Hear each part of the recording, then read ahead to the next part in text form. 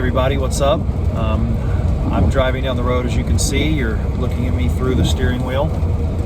And the reason I'm making this video is I'm having a kind of an email dialogue with a friend of mine who I've known for a very long time.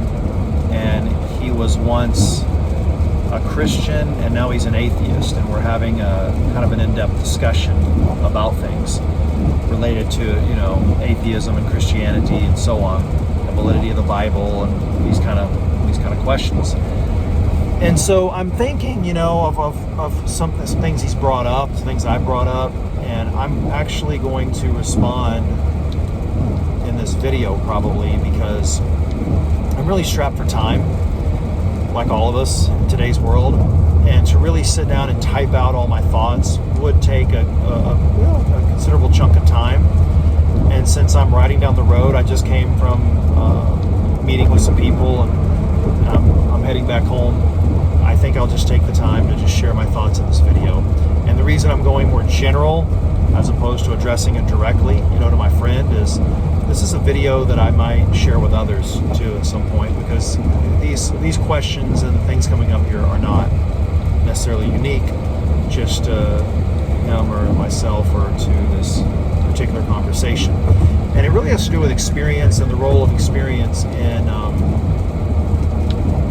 determining what is true. Okay, so in our discussion, I shared with him some personal experience. I don't remember the exact how this part of this. There are a lot of different phases of this discussion and debate have been going on. But one thing he brought up was, is you're basing your beliefs on experience, and how is that a reasonable thing to do? Is essentially what he's asking, and it's kind of rhetorical. It's kind of a point he's making, and I want to respond to that. Because, I think there is certainly a place for experience in determining what is true, not just in our own personal lives, but in the wider macro reality, okay, of what is actually true or not, okay? And I think this is a biblical concept. I think it's something you find embedded in some of Jesus's statements. One example is John 14, verse 21. Where Jesus essentially says, I'll summarize kind of a long verse, I have it memorized, but I'll just summarize it for you. You can go look it up in your own time if you want to get into it. But he says, if you have my commandments and keep them, I will manifest myself to you. Okay? That's a summary of that statement. Go look at it. I'll actually quote the whole thing. He who has my commandments and keeps them, it is he who loves me, and he who loves me will be loved by my Father, and I will love him and manifest myself to him. Now, like a lot of Bible verses, you have to kind of unpack that. But in a nutshell, what he says is, if you have my commandments and keep them, that's who loves me, and I will love them and will manifest myself to them. Okay? So notice there's a real experiential element to that. He says, if you meet some conditions, following what he says, I will manifest myself to you. So that creates sort of what you might even call sort of a scientific approach to things. I mean, you can hit a bump. You can actually test that, right? If I were to say to you, hey, I have this car, and you can actually push a button and it cranks, as opposed to sticking a key in and turning it. And you say, I don't believe that. Well, we could test that and find out if that's true or not. I could say, well, push the button.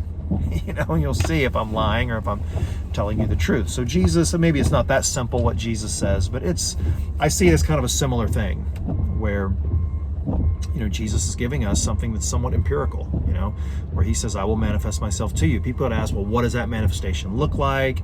What does it mean to keep his commandments? I mean, there's a lot of other factors that can go into this, but I want to say, generally speaking, I think that experience certainly is a valid epistemological, to use that word, approach, okay?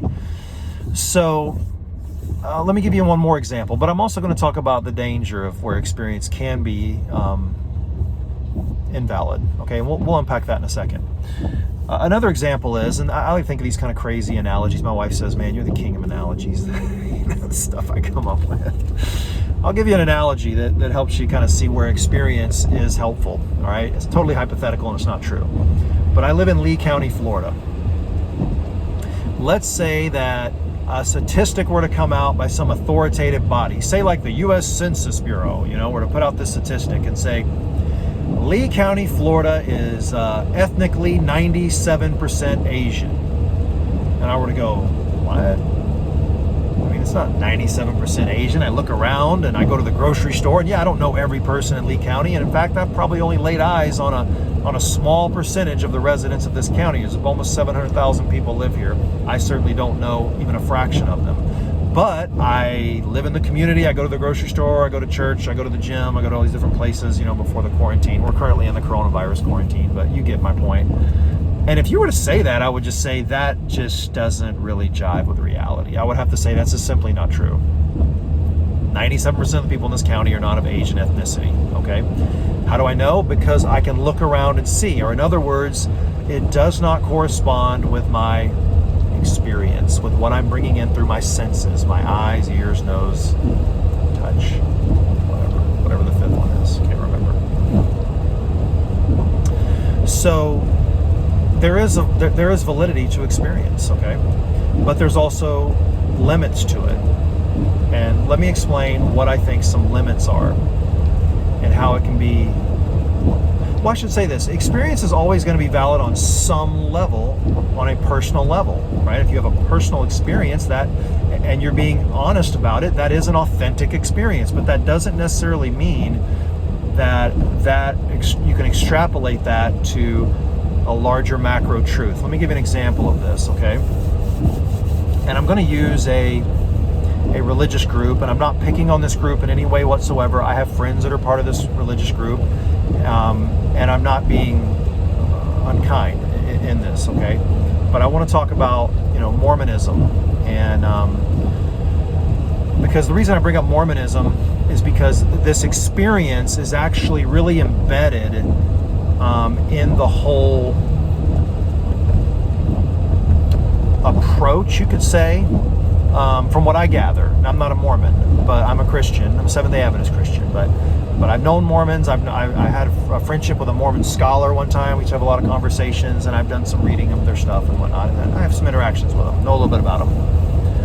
And the reason I say experience is kind of fairly foundational, I would say, to their whole epistemological outlook. And when I say epistemology, it just basically means like your theory of knowledge. How do you know what you know? Okay. They even have a name for it. They call it the burning in the bosom, right? So my Mormon scholar friend gave me a Book of Mormon, and he would always encourage me, Blake, read this, read this book.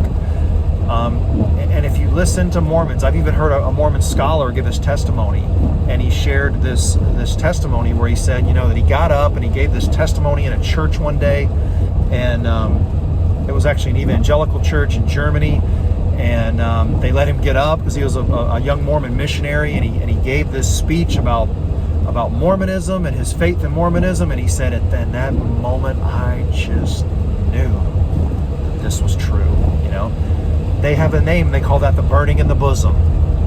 And so if you talk with Mormons and get into their stuff much, you'll see that come up a fair amount, the burning in the bosom. So this is kind of a part of it. And that's why they want you to read the Book of Mormon.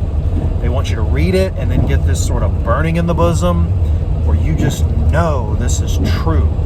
You just have this instinctive, gut level, or we could say experiential type of feeling that this is true. You know this is true, And in my experience with them and talking with them and whatnot, which granted is somewhat limited. It's not like I've done this, I'm like this expert and have all these dialogues, but I've had dialogues with people, including ones that are pretty smart and pretty committed, to their faith.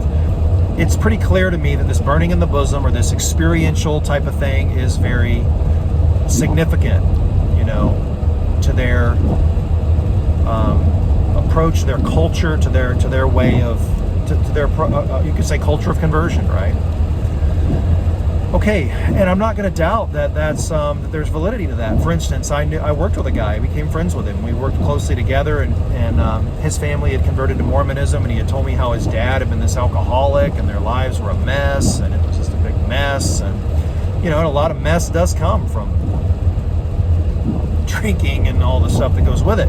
They became Mormon, their lives became much better, and they became much more family oriented. It was a very positive thing, for their family and all, and I don't doubt all that for a minute.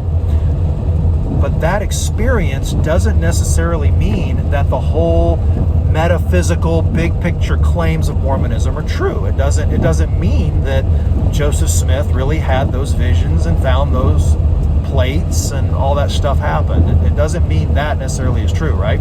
You could say the same thing about Islam.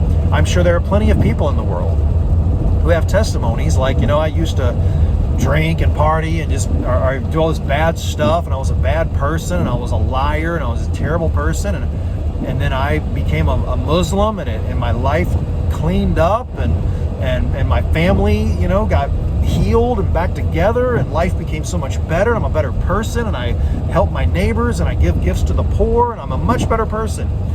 That is a true experience for many people. I don't doubt for 1 minute.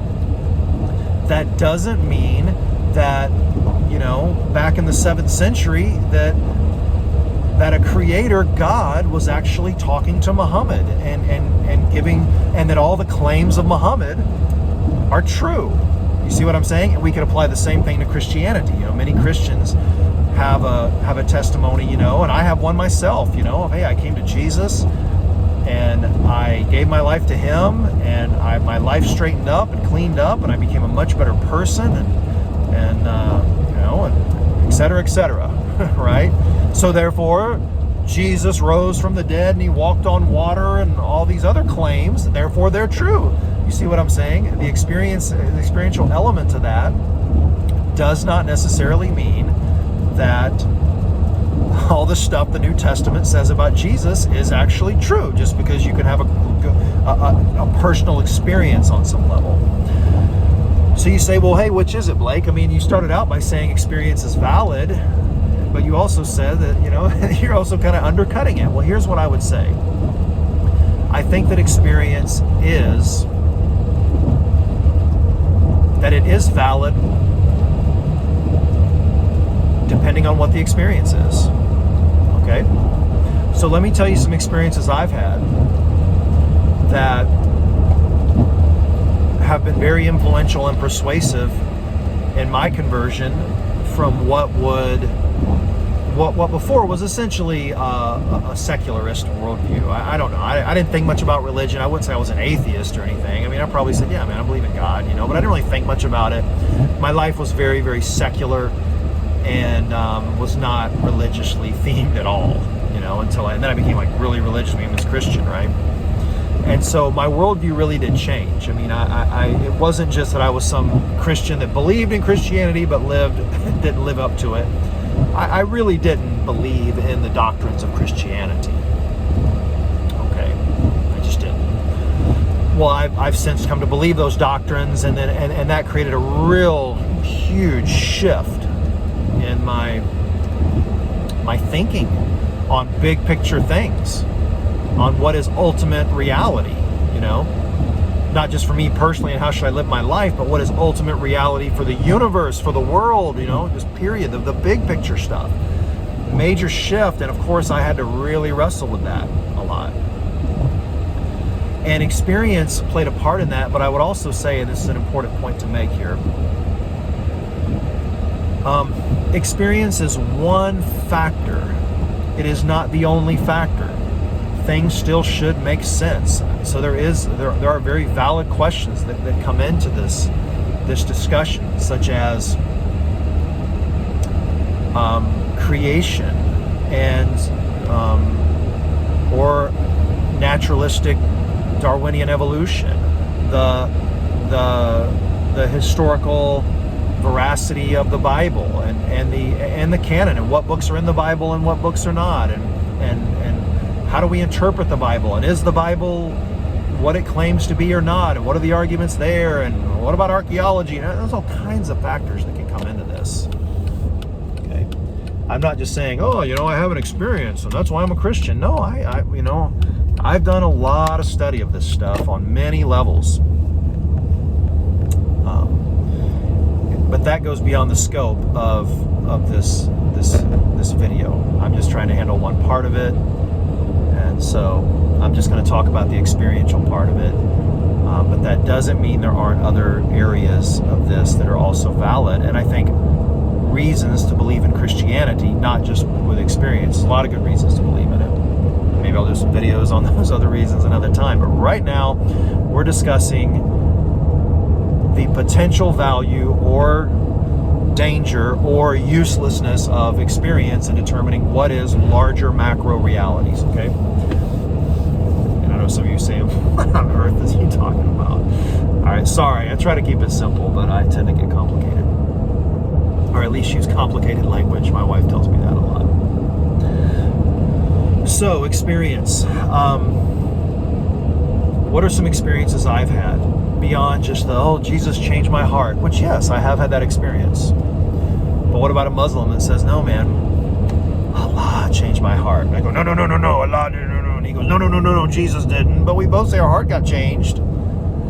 I think there's some bigger things going on here. And some different types of experience that actually bring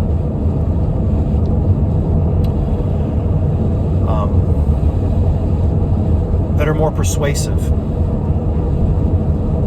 So let me just rattle off a couple of experiences for you, and then let's start looking at how we might take this, okay? So I could give a lot.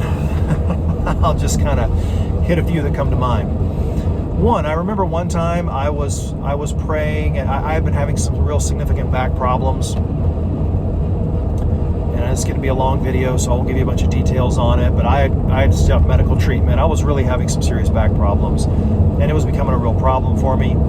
And I just started really praying for God to heal me of these problems I was having in my back. It was becoming an issue with me with being able to go to work and stuff. I mean, it was a real problem.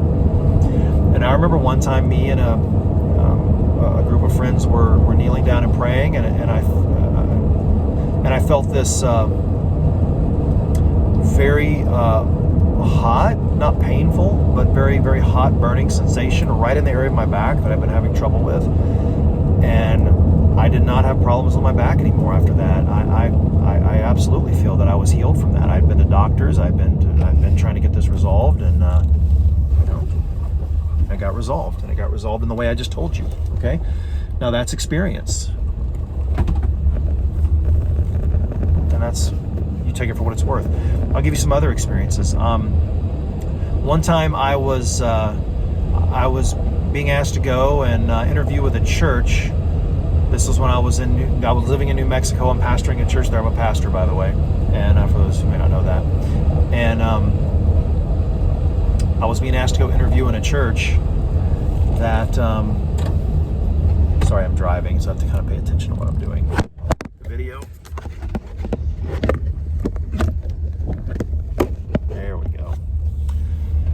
And, where am I at in the story? Yeah, so I was being asked to go and interview at this church, and I'd heard some things about this church that had me a little bit concerned, and I thought this church really may not be a good fit for me. And I knew how this interview process was going to go. They were going to invite me in. I was going to do an interview, and I figured there was a decent chance that church would like me. Hope that doesn't sound arrogant, but I just figured, I know how to interview. I can interview, and I'll probably do a good job there. And they might say, hey, we want you to come.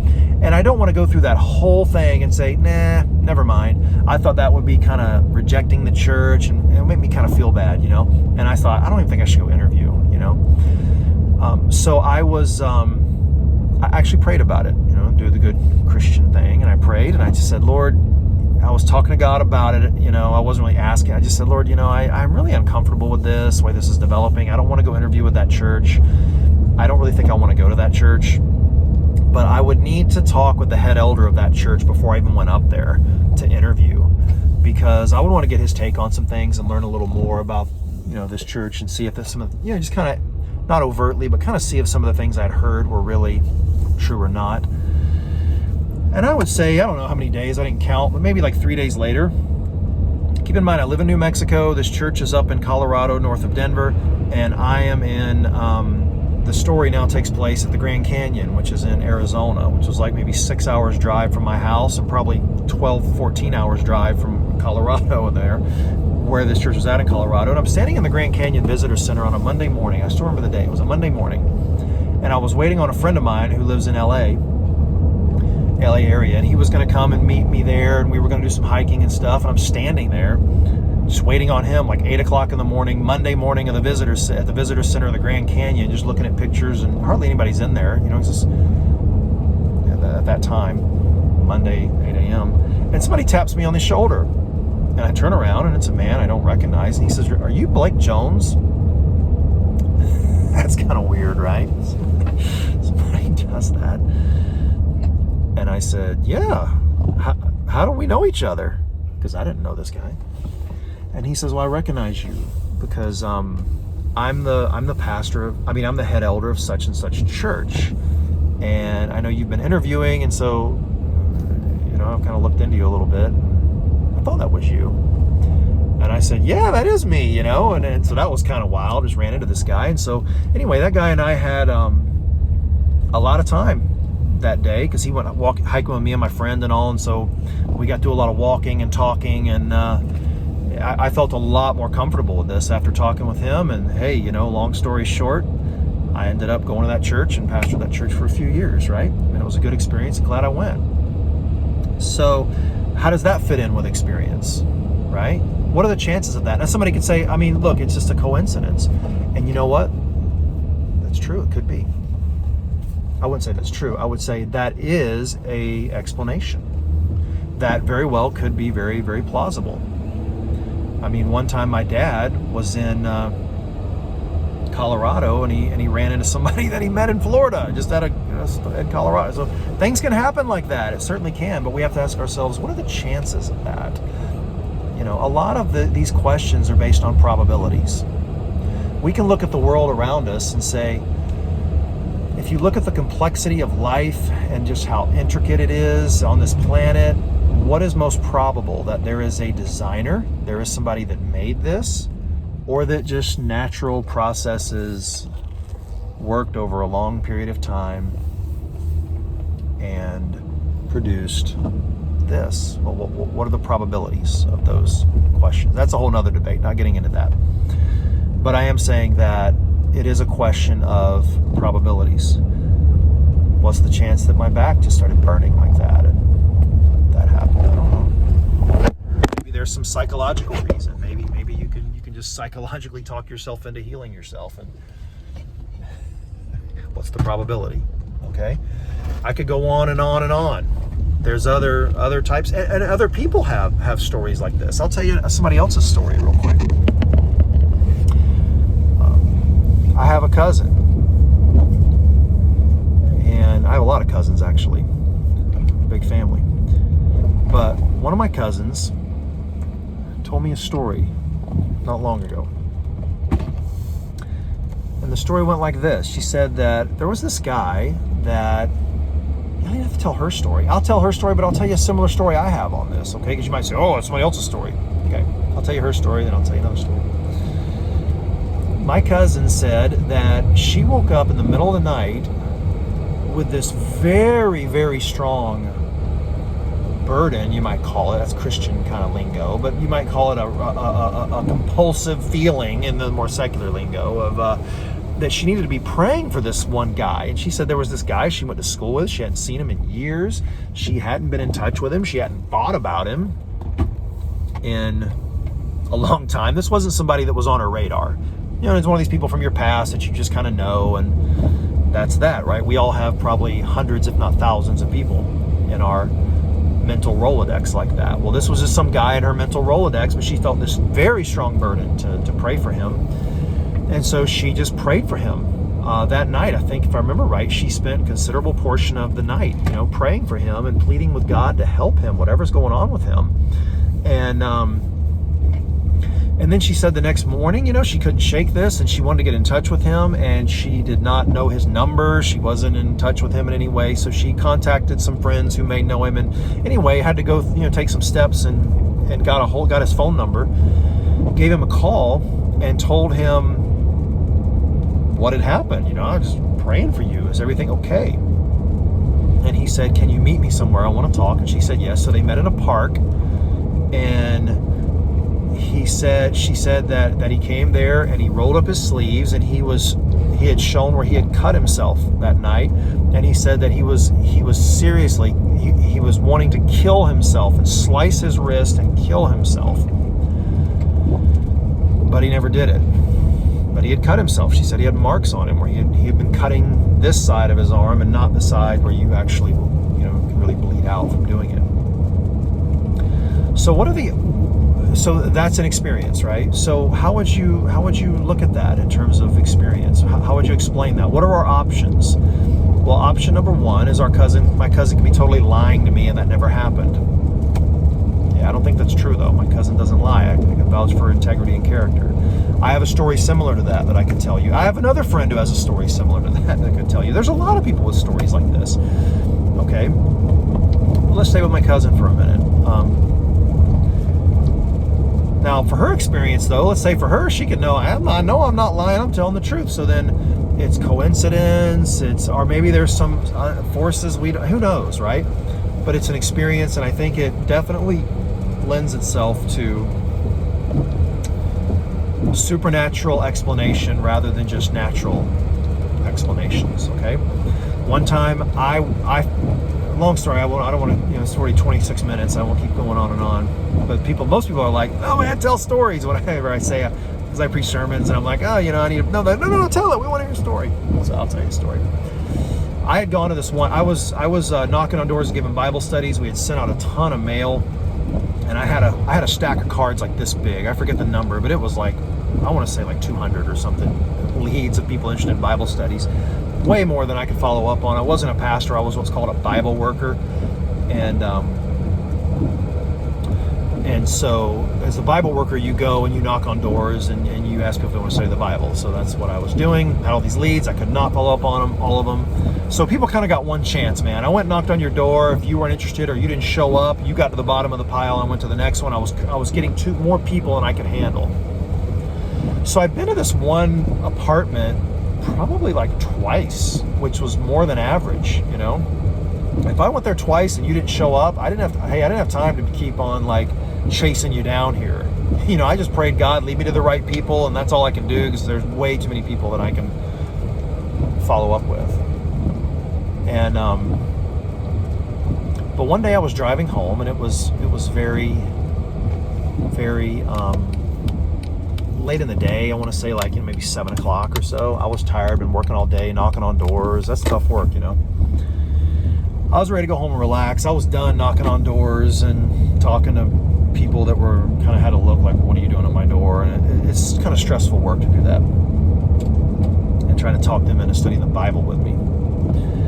And so but I felt strongly impressed, man. One of these things, like a burden, right? Like, I need to go knock on this door. And I thought, I've already been there twice. That person hasn't answered. It's out of my way. I don't want to do that, but I couldn't shake the feeling. I really needed to go. So I went over there and knocked on the door. This time, somebody opened it. They actually didn't open it all the way. They had the chain. Remember the chains used to be on the door? I don't see those much anymore, but there was a chain on the door. And this person opened it. It was a lady sitting in a wheelchair. And the door was cracked just a little bit. She was looking through it, and she was, yes, what do you want? And I said, hi, are you? Her name was Tina. What was her last name? Tina Flores, maybe, or something. I forget. Anyway, Tina, I used to know this. Her name was Tina.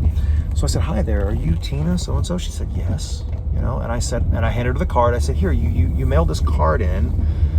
And I showed her the card through the crack, and I said, you're interested in Bible studies, and so I'm just following up with this, just seeing if you're interested. And she just stopped and looked at that card for quite a while. So it was kind of a little bit of an awkward pause, maybe like 8 or 10 seconds or so. And I'm not being like all dramatic and telling you this, like, oh, make it, make it like a movie, but this was real. I'm telling you the truth. She started to get kind of teary in her eyes, and then she just looked up and said, why doesn't God hear and answer my prayers? And I said, what do you mean? I'm sure he hears you. He's God. He hears everybody. What do you mean? What's going on, And she actually started to kind of cry, not like boo-hoo-hoo, but like definitely, more just teary-eyed, but going to cry a little bit, mild crying. and she said, yeah, he doesn't answer me, he doesn't hear me, and she's still talking me through the crack, And I said, Tina, why don't you open the door? I'll come in and we'll talk about it. We'll see what's going on, and we'll see if I have any answers or anything to help you out. So she opened the door, and I came in, and we sat down and got into this conversation, that went on for quite a while. And she was very, very discouraged with life, and she told me this. She said, I'm so glad you came, because I've been thinking about, committing suicide. She said, before you arrived, I was looking at my wrist and was wondering, how would you do this? Like, how would I do it? Because I didn't want to just hurt myself, and I wanted to actually, if I end up doing it, I wanted to kill myself. And I was thinking of this. That's when you came by,